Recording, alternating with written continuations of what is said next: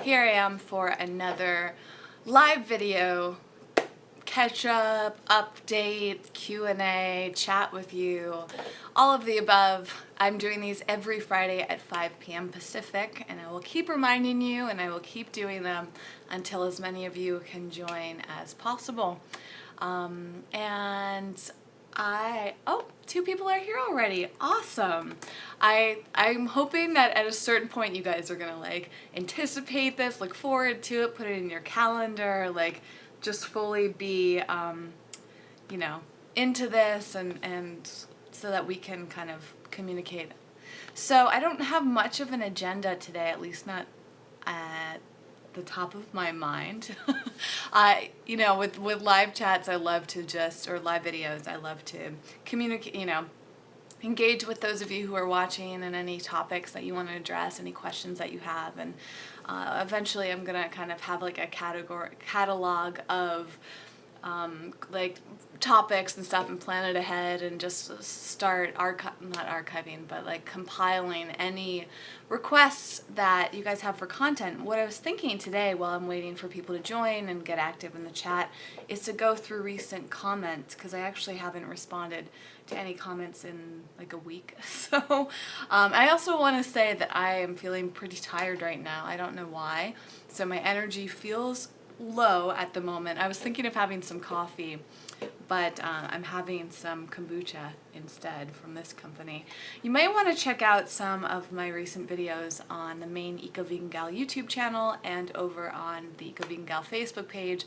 I've been doing weekly content there, and last week I did this haul of some products that I got through delivery services, and there was some really cool stuff in there, including this kombucha. I really can't figure out why I'm tired right now. I did get up early, like between 8 and 9 a.m., both Saturday and Sunday. You know, you always think of weekends as being the time that you'll sleep in. I sleep in almost any day of the week. But on both Saturday and Sunday I had events to go to. Actually, I could talk a little bit about that. So on Saturday I went to a really fascinating event. Evie just leaped from the couch to the bed. I love it when she does that. It's so cute. So on Saturday, I got invited to go to this really fascinating event. Let me see if I can pull up what it was called, because I kind of went in not knowing what to expect. I got free tickets to this, and let's see if they still have it up on their website. It was super fascinating and informative.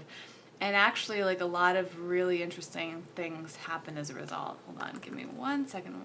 It's at this place called Wanderlust in Hollywood, which is a really cool place where they do yoga. They have a cafe there, but they also do events on a regular basis. In fact, I'm scheduled to speak at an event in August, and I'll keep you guys posted on that. That's actually going to be a wellness and vegan business event similar to what I'm planning and working on for myself, which is something else I can talk about. I actually have a lot of things to discuss. Let's see, maybe they don't have it up on their website anymore. I want to take a second to research this, so let me go to their Facebook page and see if I'm sure it's on there somewhere. So it was like this really fascinating event. It was 8 hours long. Hey Jen, thanks so much for joining again. Anyway, so that is why I got up early. The event started at 10 a.m. and I had all these things to do to prep myself to go to this event, and I was there for 8 hours, and speaking of tired, I was quite tired by the end of that time. It's funny how exhausting it can be just to sit there, but they actually had us do a bunch of events. Oh my gosh, and Flower Powerist just said, your videos lighten my life. That means the world, so your comment just lightened my life. It really, really means the world to me. Right now I'm just trying to find this title of this event that I just went to. Let me see. Why do they make... Oh, here we go. Okay, perfect. Got it. Let me read you guys the title and the description. So this event at Wanderlust was called the Intimacy and Sexuality Symposium. And here's the description. Sexuality is one of the most important aspects of our lives, yet so many today are searching for deeper, more fulfilling intimacy. In this one-day symposium for women and men, learn from world-class teachers on how to infuse your sexuality with sacredness, how to find and keep the passionate relationships all of us crave. You'll enjoy inspiring talks, tantric practice, and a Q&A panel. And that's a good description of what it was like. It was a lot about sex, and it's kind of an interesting, just full transparency here. I've talked about my recent dive into Christianity and going to church on a regular basis and all of that. And understanding Christianity on a deeper level has really brought up a lot of thoughts and questions in my mind about sexuality. And there's a lot of that I probably won't go too into just to keep things personal. But it's just had this impact on me in terms of how I view sex and intimacy in general and relationships. And I wish that I could talk. I suppose I could, but I don't know. I kind of have a lot of questions about when it comes to sexuality, because in Christianity or many forms of Christianity, they believe in waiting till marriage to have sex. And then there are born again people who may have already had sex in the past, but then wait once they become born again, once they become believers, then they stop having sex and they wait till they get married. And I'll pause for a second just to say hi to Liz, who just asked if I'm going to Eat Drink Vegan this weekend. I am, and I'm very, very excited to go to that festival. Speaking of all day, I will be there all day, or I plan to be, and I will be drinking a ton of kombucha while I'm there.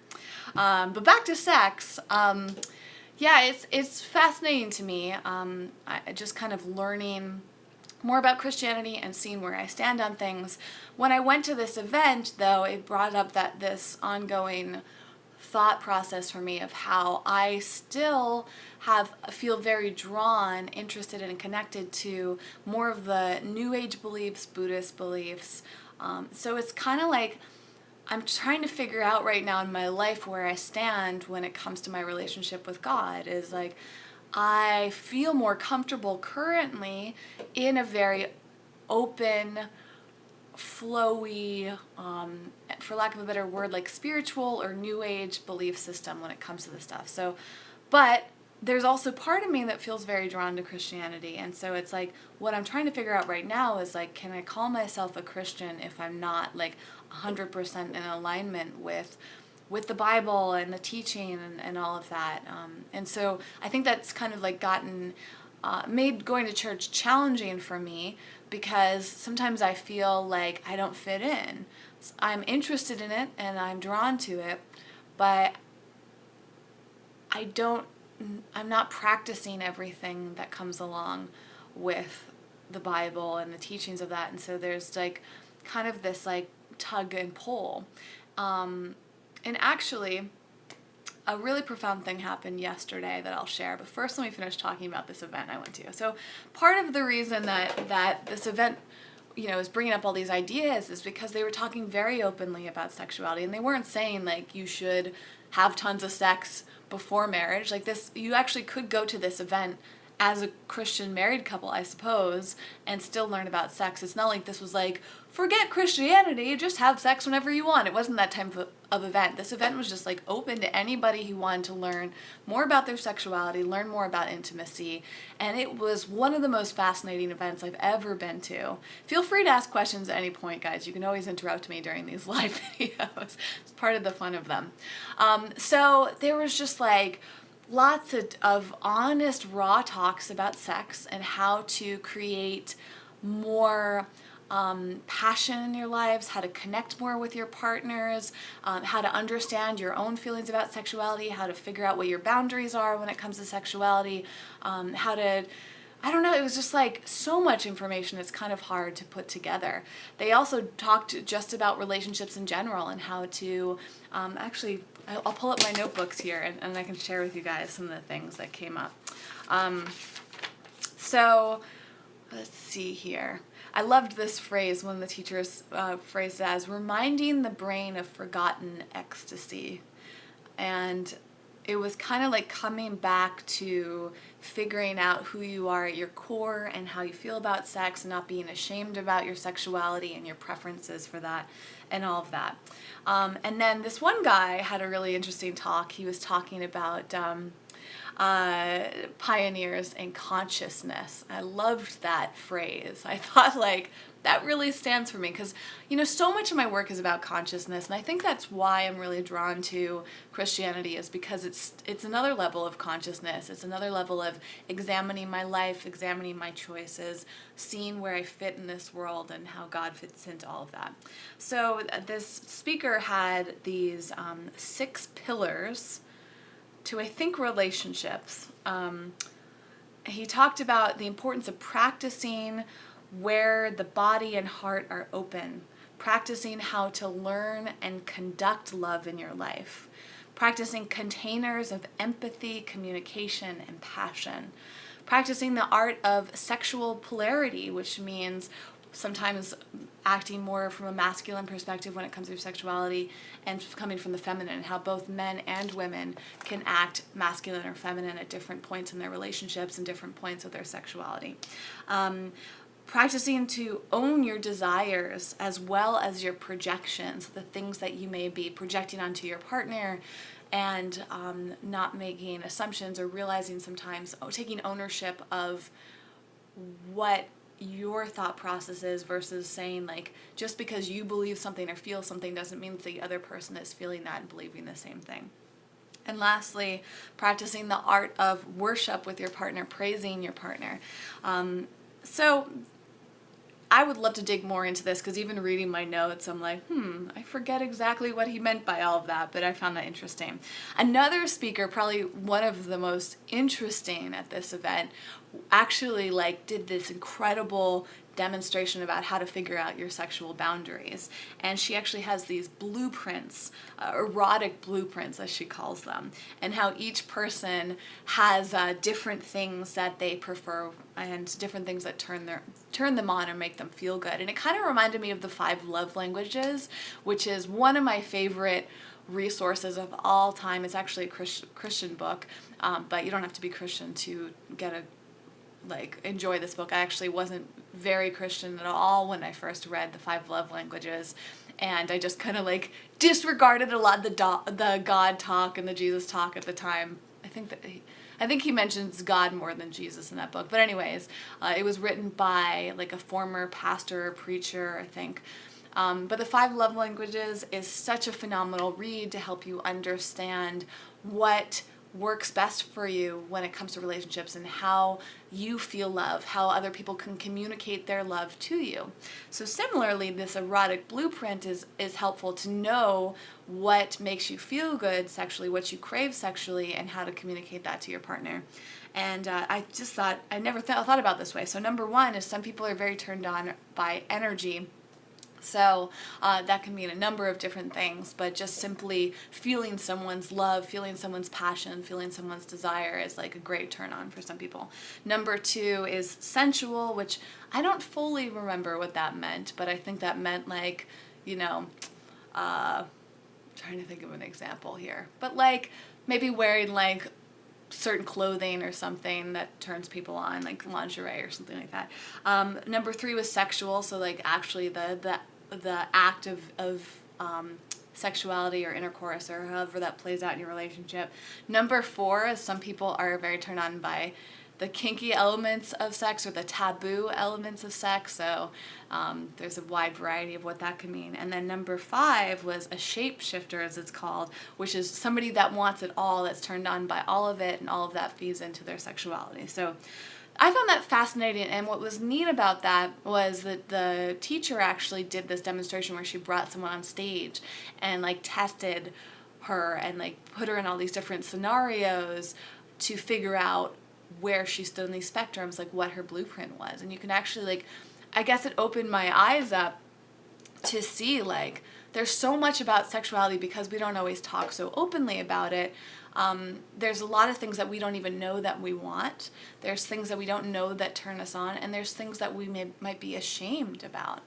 And as I said before, I think like part of that is because a lot of our society, especially in the U.S., is based around these beliefs of Christianity and Catholicism, even elements of religion where there might be shame or guilt involved when it comes to sexuality. But most of us are going to be having a sexual relationship with somebody in our lives, whether it's before or after marriage. So to me, it's like wherever you stand, wherever you are, if at some point you plan on having sex or you currently are, understanding what feels good to you is actually very important. And it's like we just don't talk about it very much. Maybe we might have sex ed, like a small amount of it in school, or maybe we talk about it with our friends or read books or see something online. But to have people that specialize in sexuality and talk so openly about it, I thought was just so amazing.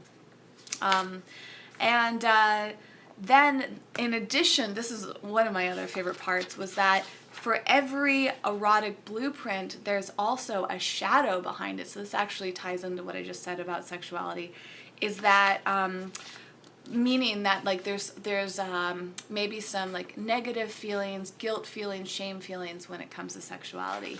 And she explains, like, for example, if you are turned on by energy, I think if I'm saying this properly, if energy is something that turns you on, you may also have a shadow feeling of hierarchical, means like where you view life or view other people as better than or less than, or view different elements of life as better than or less than.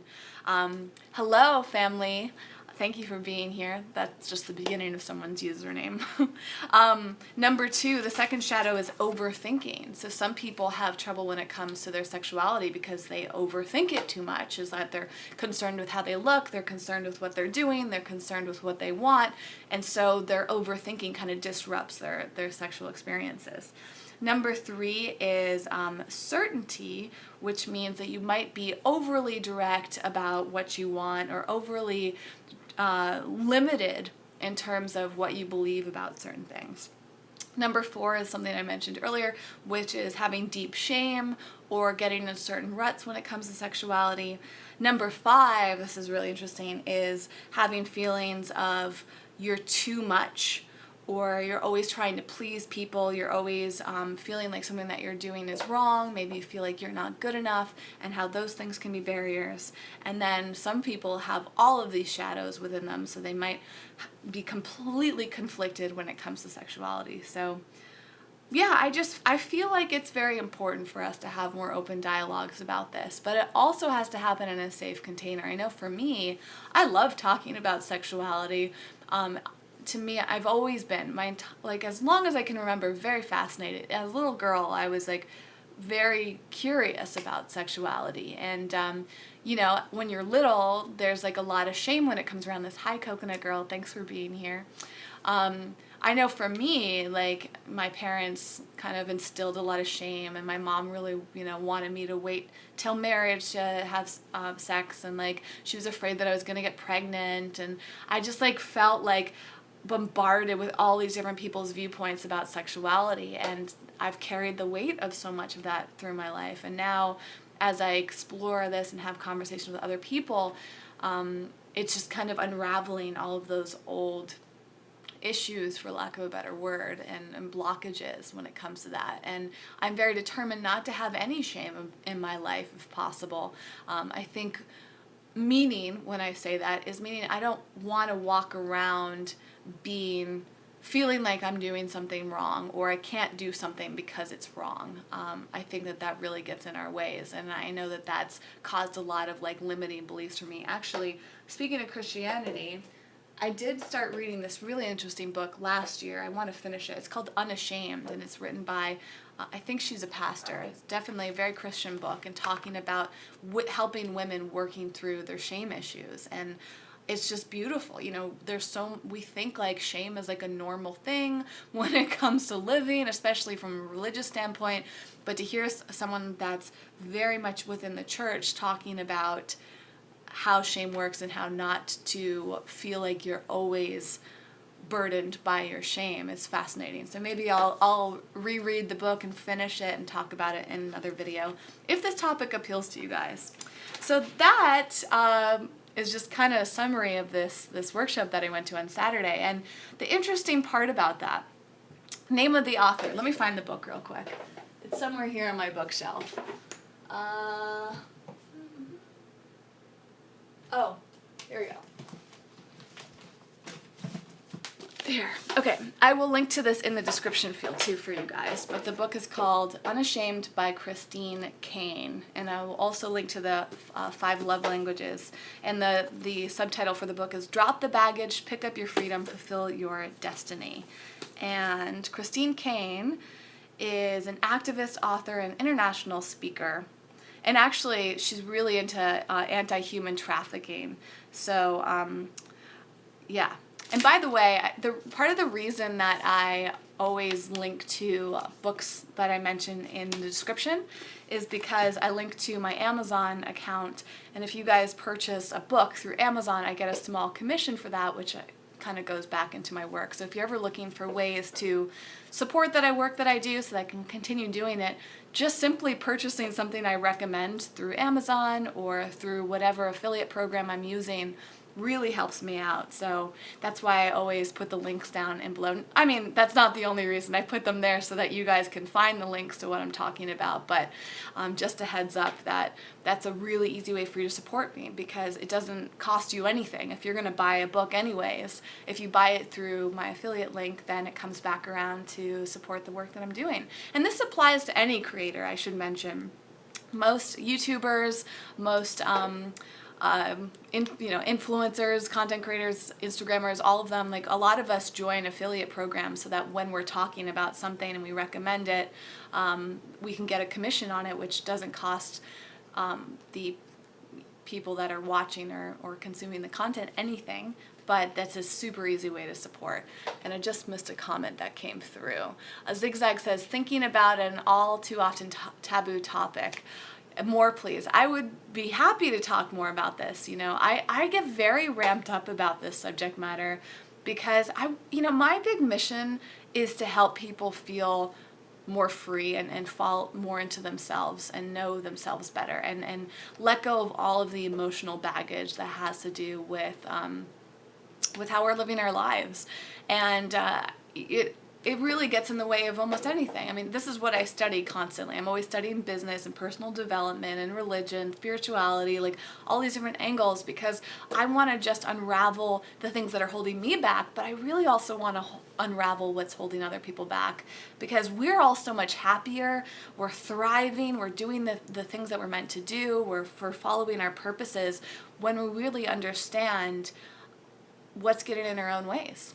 And so I'm happy to talk about sexuality. I definitely have some boundaries and barriers there simply because I've had some uncomfortable experiences online with people maybe knowing too much about my life. And that's the sad thing about YouTube as it is right now, is that you never know who's watching your videos. And so things can be, I don't know, unfortunately not everybody is able to how do I even put this?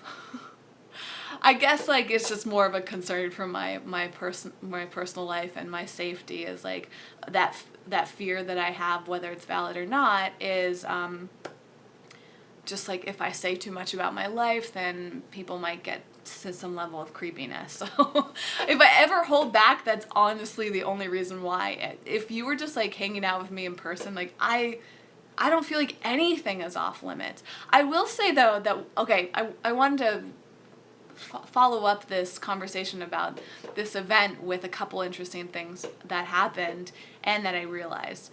So I was at this event and they actually broke us up and had us do exercises with other people at the event. Luckily, I was there with my friend Jason, who I'm super close to, and Jason and I talk about anything and everything.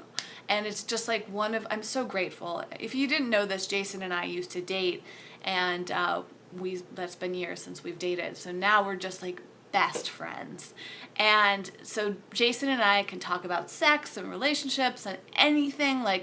He's just one of the most amazing people I've ever met, and I'm so, so grateful to have him in my life. And I was especially grateful to be there with him at the event because I am a very introverted person in certain contexts. And so when I go to an event like that, it's very hard for me to do exercises, especially when it comes to like being vulnerable. I'm comfortable with being vulnerable in a lot of elements of life, but they wanted us to like talk about some really vulnerable topics, and I found myself having a lot of resistance to it. And I was just observing myself in these moments being like, oh my gosh, I'm so uncomfortable right now. I don't want to do this. And that there was actually one point where I like walked away and did not participate at all because I was so uncomfortable. And it was interesting too because I was uncomfortable with the fact that I was uncomfortable. That's a fascinating experience as well.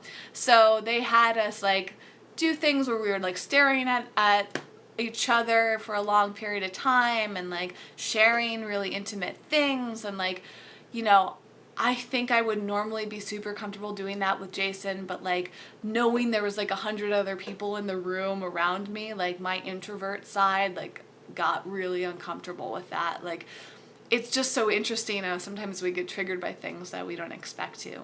And there's one moment where they had us in groups talking about like sexual fantasies, and it was a part of like releasing shame around it and being open and confident about the things that we want in our lives. And I totally understood the practice, but I just found myself unable to participate. And I was just like, wow, this is clearly a block for me. And then there was this other moment in the workshop where they had all of the men in the room sit in chairs on the side, on the like, I guess sides of the room, like the walls. And they had the women in the room dance.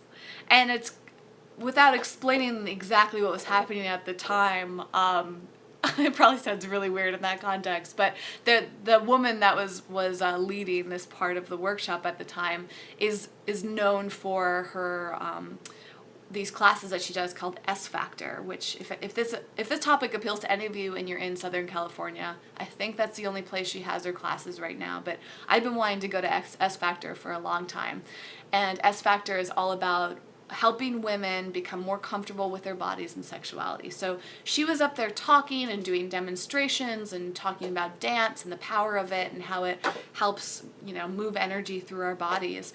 And as the practice, she wanted the women to learn how to become more comfortable with their bodies and the men to sit there and be in the masculine. So it was also coming back to this idea of the balance of masculinity and femininity.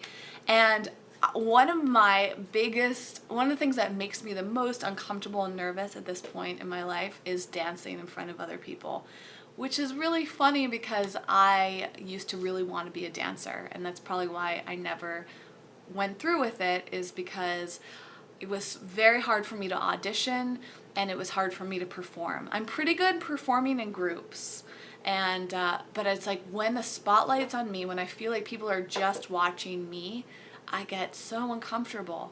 And so I just couldn't bring myself to participate in this exercise. And I literally just walked off to the side and stood there and watched. And I felt some shame around that. I felt like bad about the fact that I wasn't participating. And I'm sitting there like in a way kind of beating myself up, like, Whitney, you know, just do it. Like, no one cares. No one's like judging you. Like, why are you so worried about this?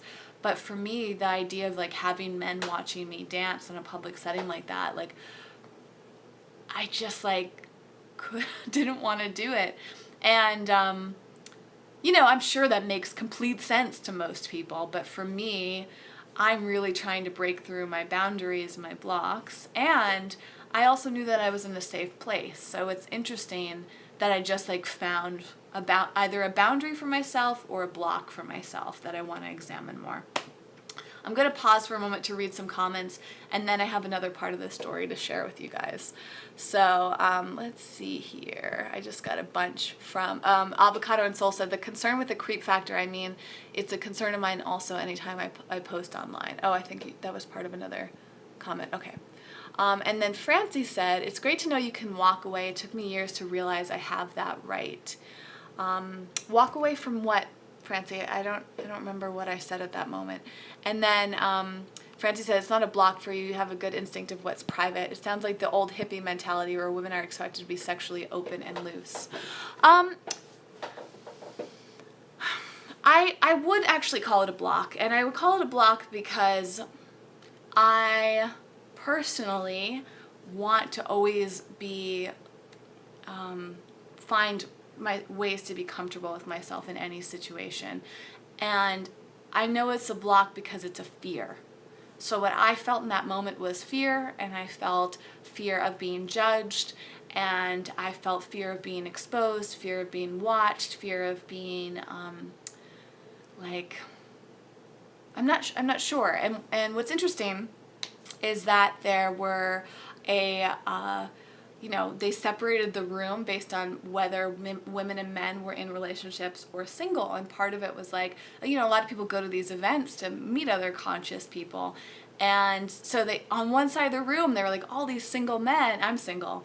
And so I was like kind of also frustrated with myself because I felt like I was getting in the way of an opportunity to like meet some other men, right? And honestly, maybe, it depends on how you're viewing this. Like, unless you were there, it's hard to really understand what this event was like. But it was a very safe place. It wasn't creepy. It wasn't like weird. It wasn't like women were being put on display or men were being put on display. No, it was really like conscious people coming together to learn about love and sexuality and get, work through their blocks around it and understand it more so that they can feel more free in their love lives. And I loved that. And so I knew that I was in a safe place, and yet I was still afraid. And so that's why I call it a block, because it's like, when you know that you're, and this is like, it comes back around to all the reading that I've been doing lately. So it's also hard to verbalize and be concise about everything I've learned about myself in the past couple years, especially. But I know where my blocks are and my fears are. And one of the big ones is that fear of being judged, that fear of not being good enough. Like, being on stage was like, what if I don't look good? What if, like, physically don't look good? What if my moves aren't good? What if like, nobody's interested in me? Like, there's like all of these different thoughts that come up, right? What if I get rejected? What if I, or what if somebody wants me and I don't want them? Like, all of these different things that come up all of the time that I've just been observing within myself and trying to work through. So that's my point there. Now, on to the last part of the story that I'll share before I wrap up, because I actually have to leave soon to go to yoga, speaking of movement. I had a really interesting experience of the energy that resulted from going to this workshop. So I've been doing a lot of work around moving energy in my life, breaking through blockages, and my two big focuses right now are to do that in order to be more successful with my career. I have a lot of blocks in my career right now that I'm trying to work through. And number two is to work through blocks that I have around love. And that's just been like a big focus of mine for a while now, but I would say like I really have been putting my all into this for the past few months. And this event like brought up a lot of emotions that I was able to address. One of the big ways that we can work through our challenges is to know that they're there, number one, acknowledge them, and when you bring them to the surface, then you can start to work on them. If you can't even see them, if you don't know that they're there, how can you work on them? So this event's bringing up all these emotions in addition to the blocks that I talked about. And I just started thinking about various men in my life and sadness I've had around relationships that have ended, and yearnings that I have, and desires, and all these different things that have come up. So my brain was just like constantly going over all of these different things. And I got home and I actually felt very sad the rest of the night. I was supposed to go out to a party that night after the event, and I didn't because I just wanted to be by myself. That's part of my introversion. If you don't know much about introversion, it's really that you get drained when you're in the presence of a lot of people. So being in a room of 100 people for 8 hours is a lot for me. So it made sense that I wanted to be by myself that night, but I also wanted to be alone because of sadness. And I wanted to just process the emotions that were coming up. So I had a good cry that night, and I actually decided to do some prayer. So this is where Christianity has started to assist me in my life. And I see some comments coming up. I will address them, but I want to continue the conversation, and I'll get to your comments.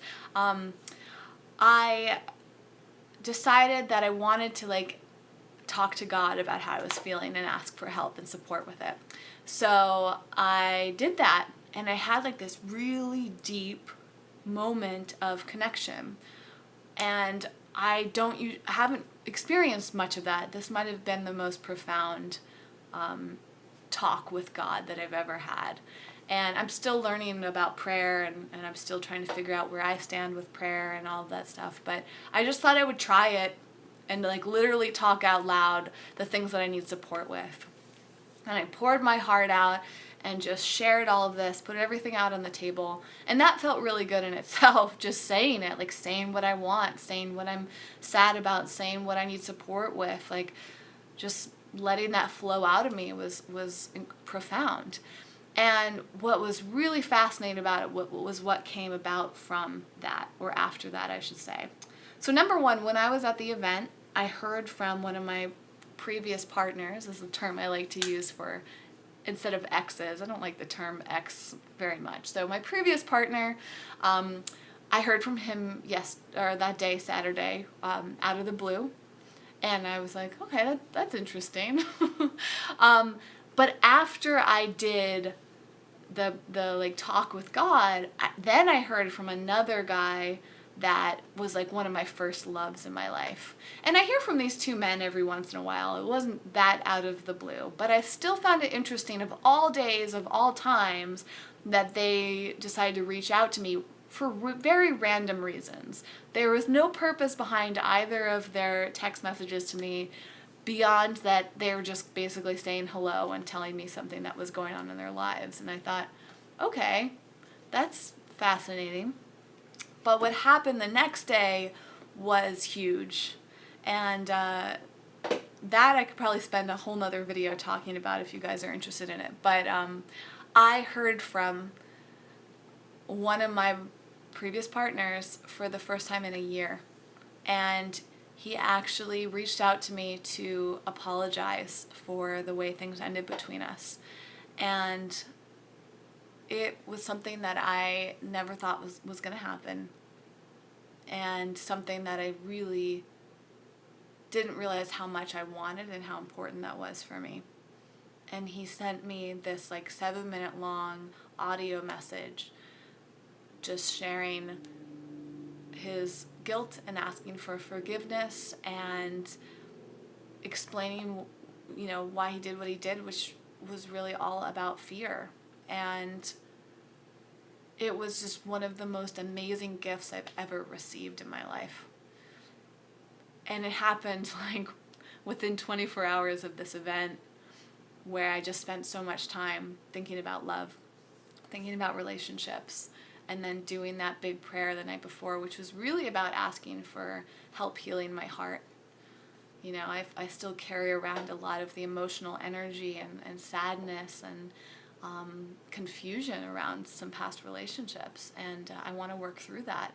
And this man reaching out to me the following day to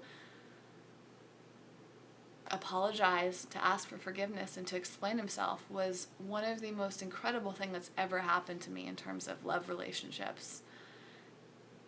So if I'd be open to sharing some more takeaways from that. I do need to wrap up because I have to leave here in 10 minutes.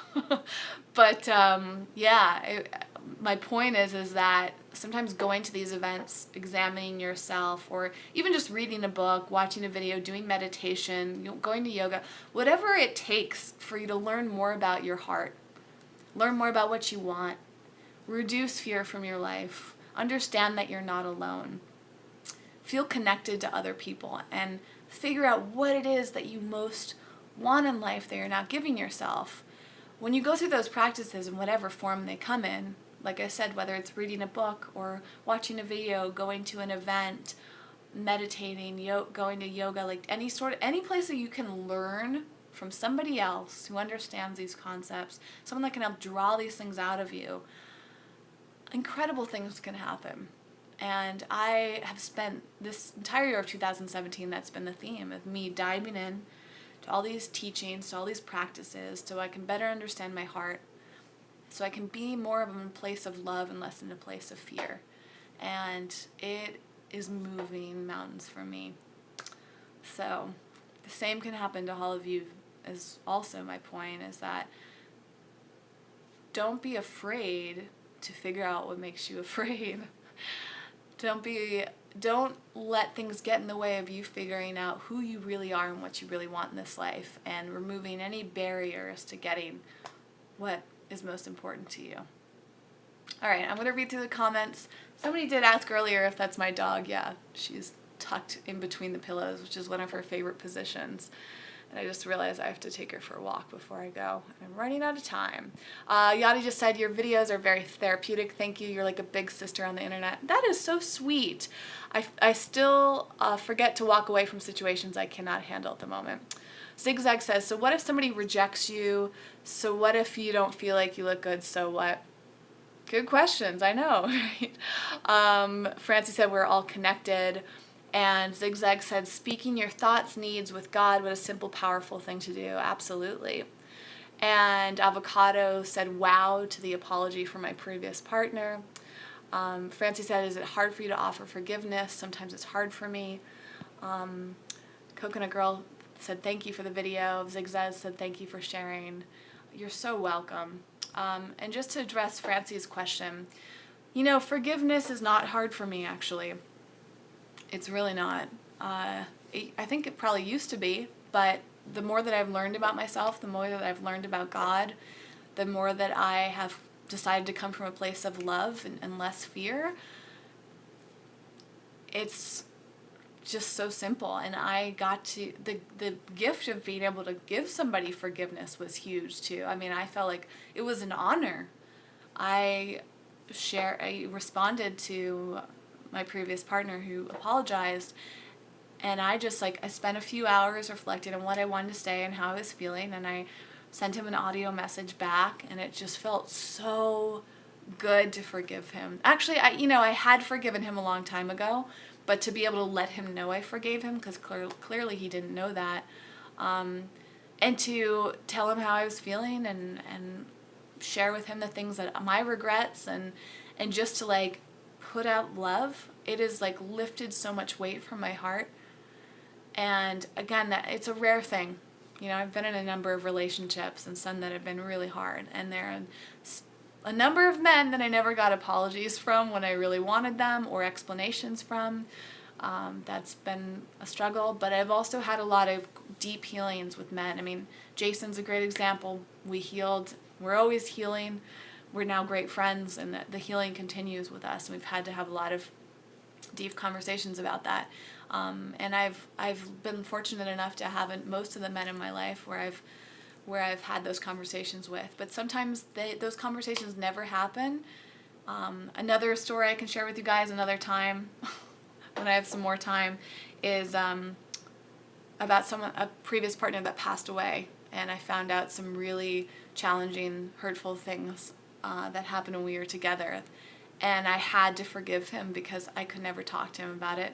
He's no longer on this earth, so I don't have the option of discussing it with him, and so that I had to just forgive him and do that all on my own, and that was an interesting process. And on that note, it's been about 45 minutes. I need to go walk Evie and then head out to yoga. Thank you guys all so much for being here today. I didn't expect to cover this topic. It's always interesting to see what comes out when I just flow. I will be here again every Monday at 5 p.m., at least for the foreseeable future. So if you want to be here live, again, please do that. I meant to address some comments from the last video today, but I ran out of time. So I will do my best to respond with a written response or address that in the next video. Thanks for everyone that was here. Liz, Francie, Zigzag, Yachty, Coconut Girl. I'm sure I'm missing a few of you, but Jen was here and Nina is here. Thank you for your hugs. I'm so honored to hear that some of you needed this video. That is like the best. To know that I can support you guys too is absolutely a joy and a blessing. So I'm grateful for that. Avocado and Soul, thank you. And again, if you guys want more content, just follow Eco Vegan Gal on Twitter, Instagram, Facebook.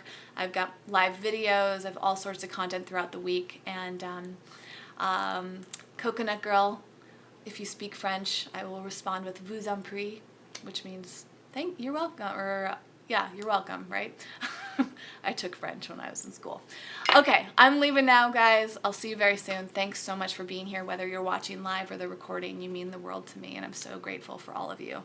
I'll see you very soon, at the very latest, next Monday at 5 p.m. here live. Bye.